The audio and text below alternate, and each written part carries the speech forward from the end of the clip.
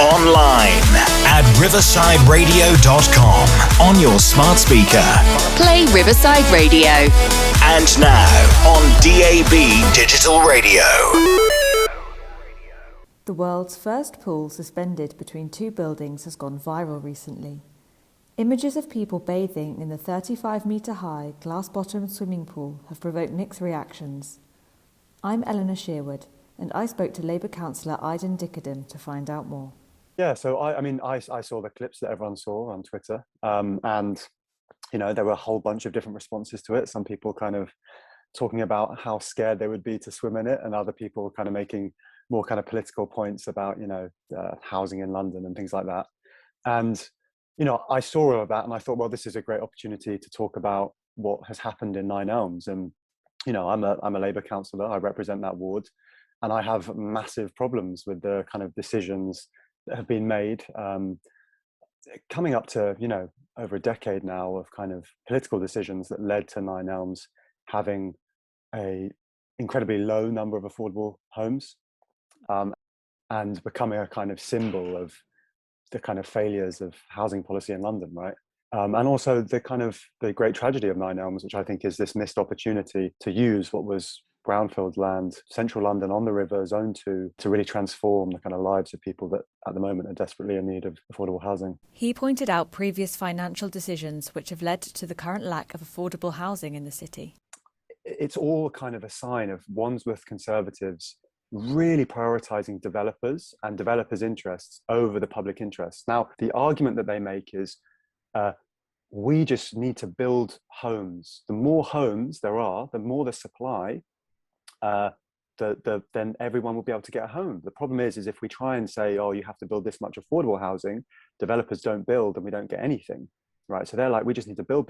And Wandsworth builds lots and lots of private market rent flats, like an exceeding amount, because it lets things, you just have to look at our Riverside.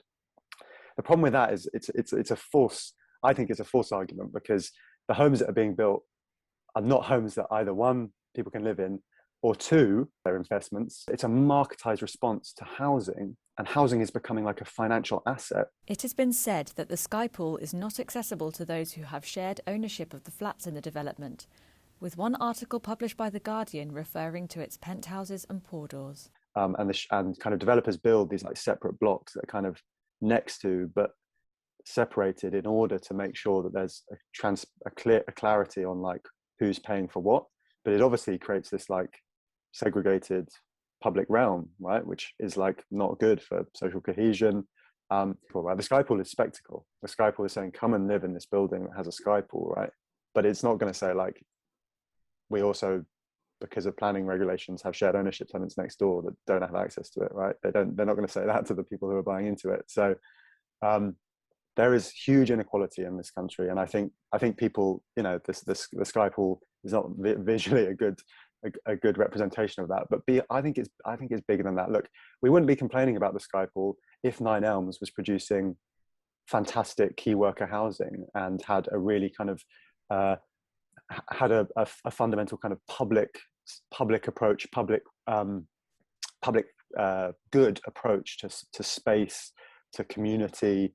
We have been working with officers about how we can change the kind of buildings that we put through, where we no longer pass planning applications that have this kind of separated public realm, because I think it's bad for the community, and I think it causes issues. I mean, there is an argument to be made that like that's what you sign up for. You bought into shared ownership. It said that you weren't going to have access to these things.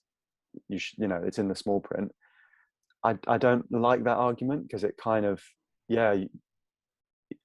when you're living in a space with people, and when people want, your life changes,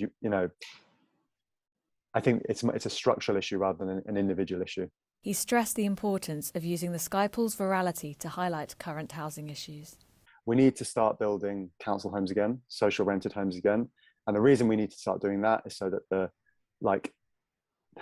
lives of people who are like statutory homeless, who are living in bed and breakfasts, who are in temporary accommodation miles away from the borough, like, we need to be kind of prioritizing changing that, because that is unacceptable that we live in a city with this much wealth and yet people have to live like that.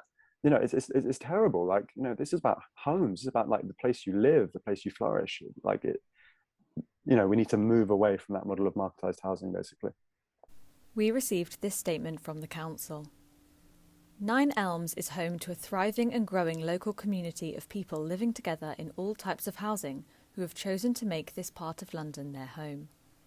The regeneration of this former industrial area is delivering 20,000 new homes, including 4,000 affordable homes, 6.5 million square feet of commercial and office space, plus a tube link to Battersea for the very first time, which housing developers in the area have helped to fund to the tune of £300 million. The construction phase has created 20,000 jobs, and there will be 25,000 permanent ones available to local people when the project is complete. Across the borough, we're exceeding our 5-year home building targets, including for the delivery of low-cost rent and intermediate housing. Over the last 5 years, we've helped deliver more than 1,800 additional affordable homes, while over the next 3 years, another 1,500 will be built. Over the coming decade, the council will be investing £500 million from our own budgets in delivering even more homes for Londoners on lower incomes. There are also 2,500 new homes being delivered as part of the regeneration of 3 of our big housing estates. While our Housing for All programme of 1,000 new homes is prioritised for local residents and key workers, with 60% being offered at social rent levels or for shared ownership. This record on affordable homes delivery has been singled out by Mayor Sadiq Khan, who has described Wandsworth as a fantastic example of a London borough that's actually building the homes that Londoners need. In the case of this sky pool and who can access it, that was not a decision of the council. The decision was made by the housing associations involved, who judged that the extra service charges that their residents would need to pay would be unaffordable for them. The developer in question here has also been required to pay £40 million towards the cost of providing more affordable housing in the borough.